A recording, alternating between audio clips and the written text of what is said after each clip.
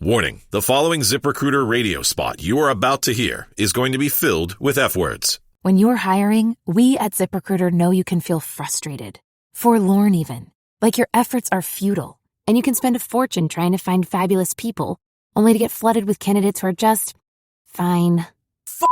Fortunately, ZipRecruiter figured out how to fix all that. And right now, you can try ZipRecruiter for free at ZipRecruiter.com/zip. With ZipRecruiter, you can forget your frustrations because we find the right people for your roles fast, which is our absolute favorite F word. In fact, 4 out of 5 employers who post on ZipRecruiter get a quality candidate within the first day. Fantastic! So, whether you need to hire 4, 40, or 400 people, get ready to meet first-rate talent. Just go to ZipRecruiter.com/zip to try ZipRecruiter for free. Don't forget, that's ZipRecruiter.com/zip. Finally, that's ZipRecruiter.com/zip. At the tone, 8 o'clock. Remember, a Hallmark card when you care enough to send the very best.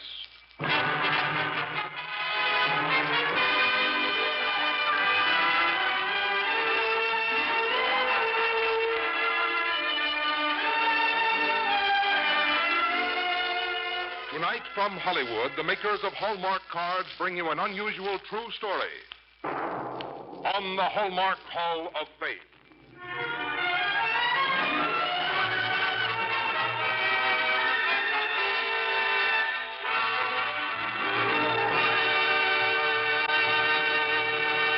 And here is our distinguished host, Mr. Lionel Barrymore.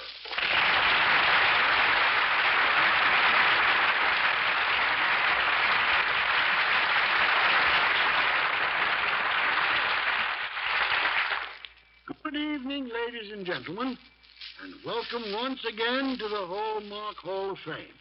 Tonight, we're taking you back to the year 1836, when wagons were on the move across the face of Texas. On the move, yes, but there was something wrong. These wagons were moving east, not west. There's quite a story behind this strange mass movement of the defeated and despairing men and women. A story that might have ended in defeat had it not been for one man. What this man did and how he did it is the story we're going to tell you tonight. And now here's Frank Goss from the makers of Hallmark cards. Tonight, the makers of Hallmark cards and the fine stores that feature them are happy to bring you the first program in the new winter series of the Hallmark Hall of Fame. Throughout the season, we hope you'll enjoy these dramatic stories, made even more exciting because they are true stories taken from the lives of great individuals. And we hope that when you want to remember friends or relatives in a special way, you'll remember Hallmark cards. Lionel Barrymore appears by arrangement with Metro-Goldwyn-Mayer, soon to release Dory Sherry's production, Take the High Ground, starring Richard Widmark, Carl Malden, and Elaine Stewart. And now Mr. Barrymore brings you tonight's exciting story on the Hallmark Hall of Fame.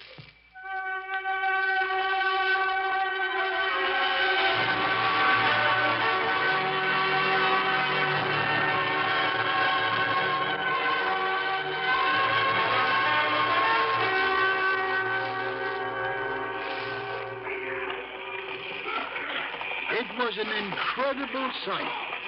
These wagons moving east across the purple grandeur of the endless plain, their golden dust hanging in the sunlight. Incredible. These pioneer Americans had come to Texas at the invitation of the Mexican government. They come to give their strength and their skill and their spirit to a fabulous new land, a promised land. Why, then, were they now making their exodus? What had happened? Ma? Yes, son? Why didn't Pa come with us? He went to join us with General Sam Houston, son. I know that, but why? Oh, there are reasons and reasons. The proclamation, for one thing. I declare, he studied that proclamation quite a spell before he made up his Citizens mind. of Texas. There comes a time when men must choose between freedom and oppression. Now, these Texans had chosen freedom. The Mexicans, under the ruthless Santayana, had marched north, determined to put an end to their demands for the rights of free men. The Texans formed a provisional government, sent their women and children back to the United States, and told Sam Houston to build them an army. Our invader has sworn to extinguish us or sweep us from the soil. He is vigilant in his work of oppression and has ordered to Texas 10,000 men to enforce his ambition. We will enjoy our birthright or perish in its defense. The services of volunteers will be accepted. By the 1st of March next, we must meet the enemy with an army worthy of our cause. Let the brave rally to our standard. Signed, Sam Houston, Commander-in-Chief of the Army. By order, George W. Poe, Acting Adjutant General. Citizens of Texas, under the Constitution of Mexico, you were invited to Texas, then the wilderness. You rendered it a cultivated country. You swore to support that Constitution, and you have. But now you've realized the horrors of anarchy and dictation. The promises made to you have not been fulfilled. The agents you have sent to Mexico have been imprisoned. And still you have remained loyal, with the hope that liberty would not perish in the Republic of Mexico. But while you were fondly cherishing this hope, the dictator required to surrender.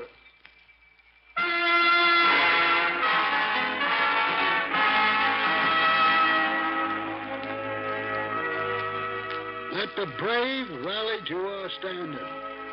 They did. And in the United States, young men everywhere were reading a poster. Well, go on, spell it out. What's it say? Volunteers from the United States will receive liberal bounties of land. Come with a good rifle and come soon. Liberty or death. Down with the usurper. It's signed Sam Houston. Him what used to be governor of Tennessee? Yep. Huh. You know, I think I'll go. Why? For the free land? Heck no, man. I'm going for the fight.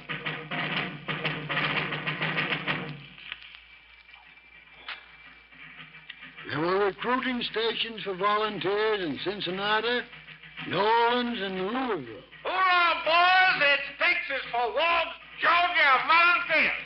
City, Texas. Look out there, steady. Here we come.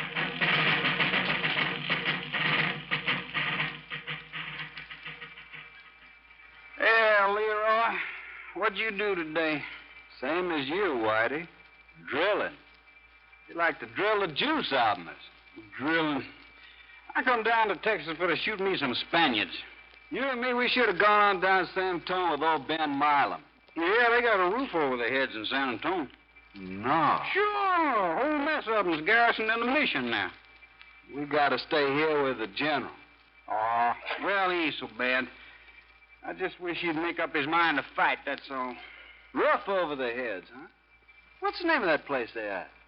I think it's called Alamo. Santayana's legions pushed northeast to San Antonio. Defending it was a tiny force of Texans. Great Americans, we'll remember their names always. Davy Crockett, Jim Bowie, James Butler Bonham, Bill Travis. Every darn one of them. Wiped out. Why don't he do something? Sam Houston, he's supposed to be such a great general. Why don't he do something besides drill us and march us all over the countryside? Captain says this is what they call tactics. Tactics? I call it yellow. You want to know something? Just between you and me? What? That's what the captain called it, too. Now, let's get some sleep. The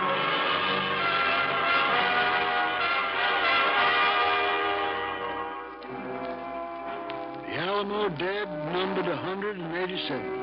Santayana's forces continued to move across Texas murdering, burning, looting as they came. To the southwest of San Antonio, a spot forever known as the Goliad, the Mexican forces encountered the 300 brave volunteers of Colonel Jimmy Fenn, surrounded them, marched them out to a field, and killed them all in cold blood to the last man. And Sam Houston, well, he continued his retreat. April 12, 1836, Harrisburg, Texas, General Houston. There is nothing to stop the march of the enemy now to this place or Galveston in 24 hours. The country expects something from you. The government looks to you for action. Are we to give up the country and make our way out of it? Or are we to meet the enemy and make at least one struggle for our boasted independence? The government does not intend to control your movements, but it is expected that you will take measures without delay to check the enemy's movements. Signed, the President. General Houston, sir. Scout D. Smith reporting. Hello, Dave. Well, Sam, it's done. Oh? Sam Philippi. Folks is gone, burned it to the ground before they left. I guess it had to be. I got some other news for you, too, Sam. Well, go on. Another detachment pulled out last night. Deserted back to the States. Said they come to fight, not retreat. Said that, eh? Men are spoiling for some action, Sam. They aren't ready. There'll be more deserting tonight and tomorrow. Well, we'll make out as best we can. All right, Sam. But if only you could say something to them. Give them some heart. When the time comes, I'll say plenty. Until then, they're soldiers, and the Lord grant that they shall act as such.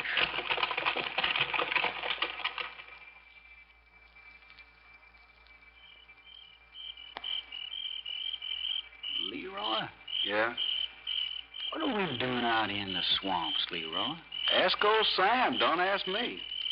Sandy Anna's got 4 columns chasing us. How come we don't stop and fight them? That's what we come here for. Yeah. Sleeping out in the swamps. Marching backwards all the time.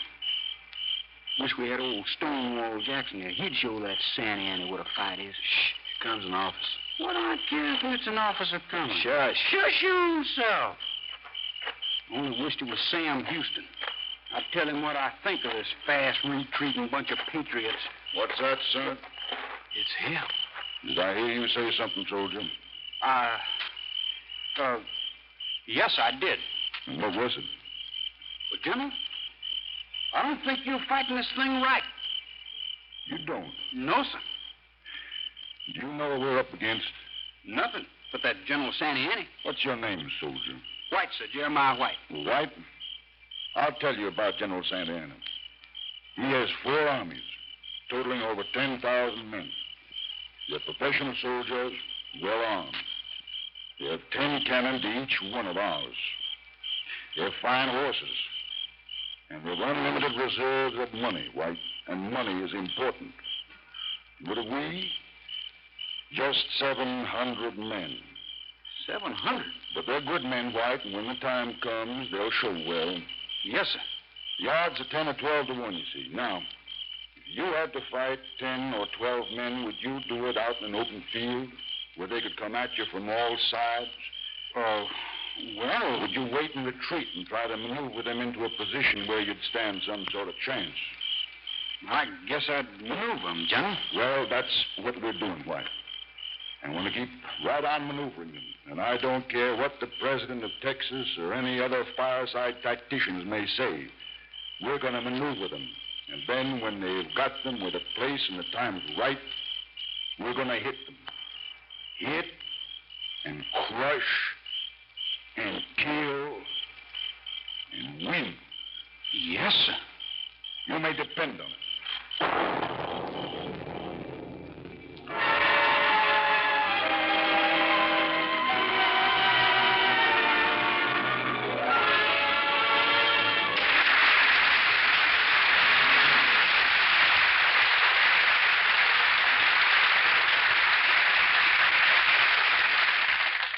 In just a moment, we return to the second act of the Hallmark Hall of Fame. Isn't it good to think that friendship, the one best thing we have to give away, can't be measured by cost? You could no more put a price tag on thoughtfulness and kindness than you could on the beauty of an autumn day. Yet the act of being friendly is often such a simple one. A visit to welcome a new neighbor, a cheerful greeting to someone who is ill, a word of praise and encouragement.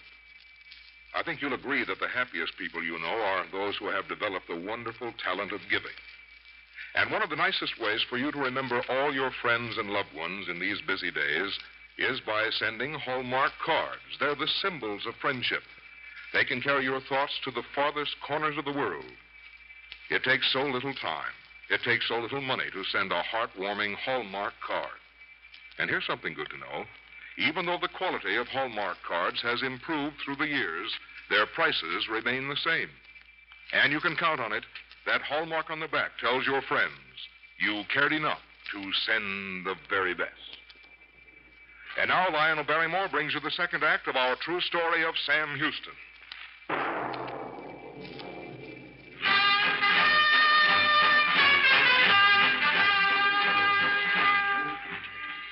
For 40 days and 40 nights, Sam Houston maneuvered his ragged army across the scorched earth of Texas, while the people prayed and the politicians, safely distant, cursed. I say that man is incompetent. That's what I say. You should ought to stand up and fight like Travis and Fannin did. It's been weeks and weeks, and still he's retreating.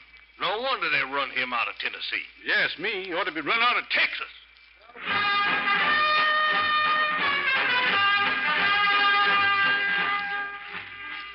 The scouts brought Sam Houston a colored man who had this to say. They released me, General. The Mexicans did. And Santa Anna, he said I was to come and tell you he knows just where you is. He said first he's going to catch up with them land thieves. By that meaning the Texas government. And then he's going to come after you and smoke you out. Going after them, huh? Yes, sir. Deep Smith, give me that map. Here you are, Sam. Now, look here, Deep. Here, where Buffalo Bayou meets the San Jacinto Bay. Reckon we can swim the horses and men? Reckon. Look here, Deep. San Jacinto. There's one way in, right here where we swim it. Yeah. And one way out, up here at Vince's Bridge. Mighty nice. If and they come that way. Santa Anna's got to come that way. If he wants to get to our president, he's got to. And when he does, we'll be ready.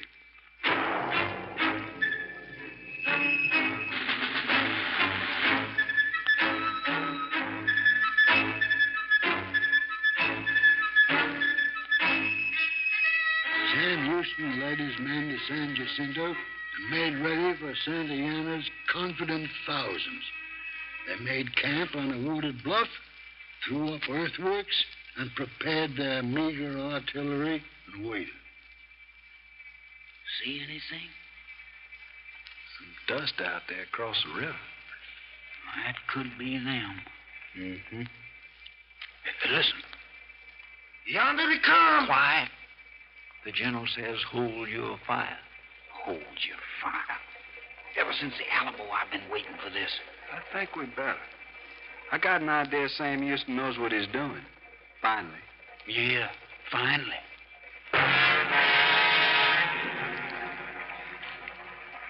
700 tents and waiting men watched Santa Anna's troops cross the river onto San Jacinto and head for Vince's Bridge.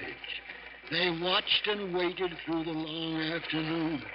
And then...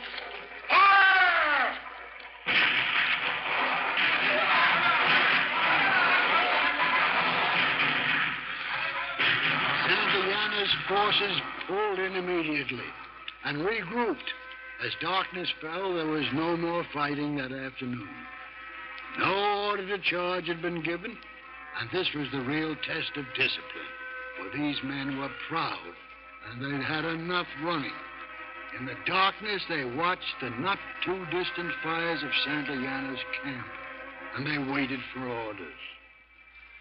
Gentlemen, we have never to date held a council of war, despite the fact that you, the 6 officers of my staff, and you, Mr. Secretary, have repeatedly asked for such. I know that several of you have been most critical of my actions in this campaign, so be it. Now, I'd like a straight and honest answer from each of you as to what should be done. The question I put to you is this: shall we attack the enemy in position or receive their attack in ours? You, Mr. Secretary, what is your opinion? We, that is, the senior officers and myself, have discussed this matter, General, and are in accord. Your situation here is strong, and you're to be commended. By holding this position, you can stand off all of Mexico. Now, to attack, on the other hand, to charge upon the enemy without bayonets and in the open prairie, such as we have spread out below us, is a maneuver unprecedented in the history of warfare. And we strongly advise against even the consideration of the tactic. Yeah, we agree. Thank you, gentlemen. Good night.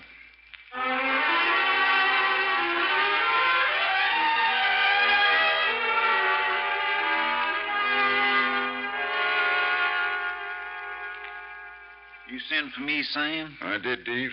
Got a gift for you and a chore. Axes? You ain't aiming to make me cut kindling wood, are you, Sam? Something like that. Now, listen.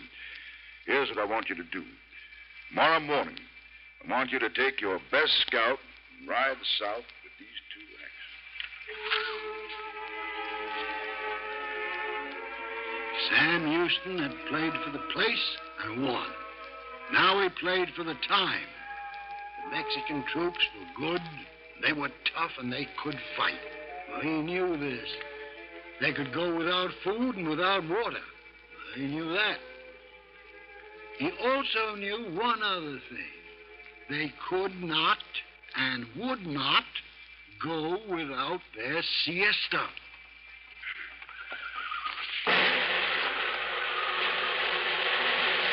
Gentlemen, soldiers of Texas, we attack at 30 minutes past 3 of the afternoon.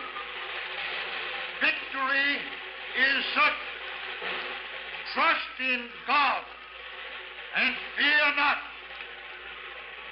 And remember the Alamo. Remember Goliad. Remember the Alamo. Charge! Remember the Alamo!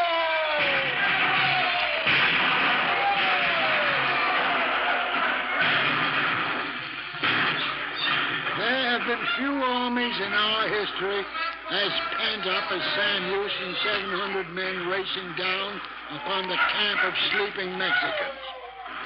They were less than 100 yards from the sentries of Santa Ana's when Deep Smith, brandishing an axe in each hand, rode along their line with a ferocious grin. He'd come for just one thing to say. Vincent's bridge is down and they can't get away!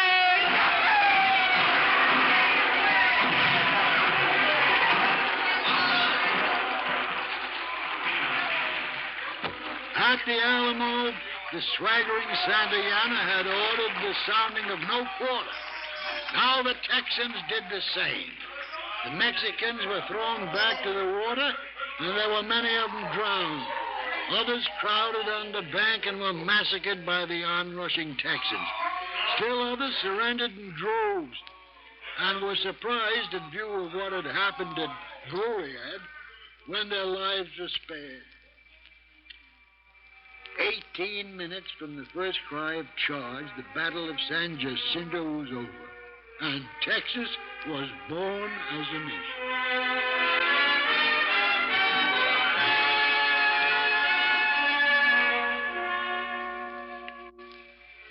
And what of Sam Houston? Well, the battle was over. He lay on a litter, his ankles shattered by a musket ball, no canopy over his head save the blue canopy of heaven, no money, no medals, but a sense of peace and of satisfaction such as few men have ever known. He'd been writing. White. Yes, sir. You and that other man, I want you to ride to the Capitol with this message. Yes, sir, General. It's, proclamation. I hope it sounds right. I'm sure it does, General. Can you read, White? No, sir, but Leroy here, he can. Read it back to me, Leroy. To the troops and people of the East, express. Tell our friends all the news and that we have beaten the enemy and have taken prisoners General Santa Anna and Cos in 3 general standards. Vast amount of property taken in about 1,500 stands of arms, many swords, and 1 9-pounder brass cannon. Tell them to come on. Tell them to come on and let the people come and plant corn. That's signed respectfully, Sam Houston, Commander-in-Chief, Texas.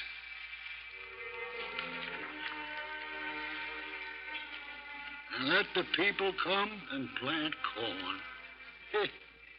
Ladies and gentlemen, it's dark tonight across the great face of Texas. Something in the velvety sky, somewhere, a star looks down.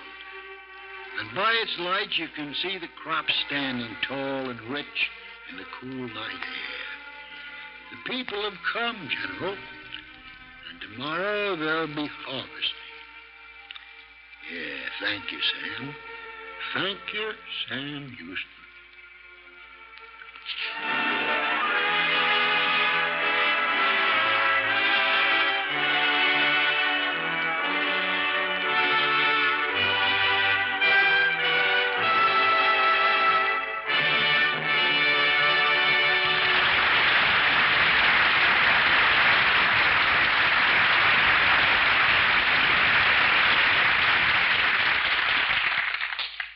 And now I'd like to add a personal word and just tell you how delighted I am to be back with all of you as we start another year on the Hallmark Hall of Fame.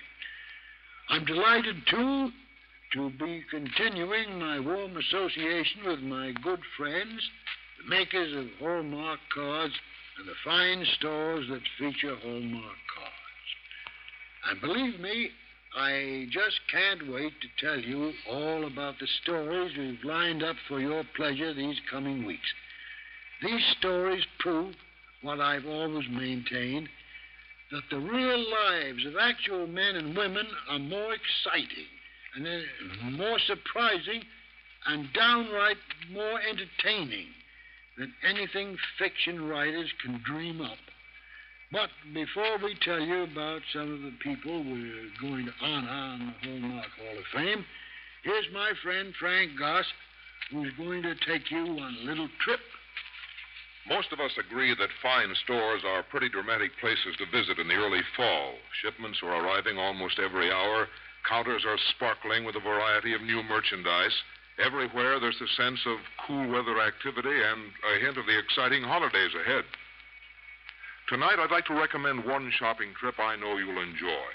That's a visit to a store where Hallmark cards are sold to see the new Hallmark gift wraps. You see, styles in Hallmark gift wraps change each season, just as styles in clothing do. And this year, the assortment of papers with enclosure cards and ribbons to match is lovelier than ever. And you'll discover exciting new ways to express your thoughtfulness.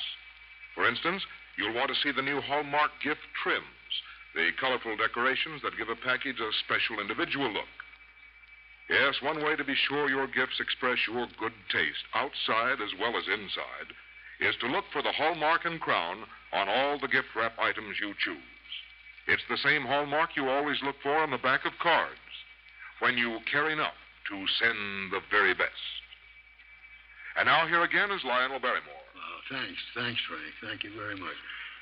I always like to listen to you tell about the wonderful ways Hallmark cards help us to be thoughtful and friendly. Well, now, Frank, how about giving a little preview of what's to come on the Hallmark Hall of Fame? Well, Mr. Barrymore, just to give a few examples, we're going to honor Marcus Whitman, the remarkable frontier doctor who fought his way from Oregon to Washington, D.C., and we're going to honor Mary Ann Bickerdike, the courageous young woman who was a real angel of mercy, and we'll tell, too, the story of Squanto, the Cockney Indian, and William Newton Byers, the two-gun journalist, and there'll be fascinating glimpses into the lives of such famous people as Benjamin Franklin, Simon Bolivar, and Madame Curie. And next week, we're going to honor the great American musician George Gershwin and tell the little-known story of how he came to compose the unforgettable Rhapsody in Blue. I know you'll want to be with us next week when we honor George Gershwin and every week to come. Until next week, then, this is Lionel Barrymore saying good night.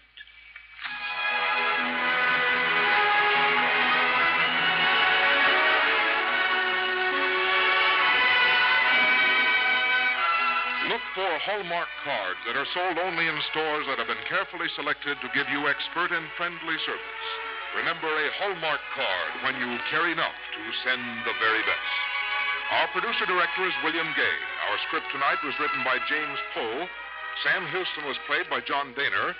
Featured in our cast tonight were Margaret Brayton, Richard Beals, Herb Butterfield, Sam Edwards, Harry Bartell, Lawrence Dobkin, Ted DeCorsia, Parley Bear, William Johnstone, and Roy Glenn.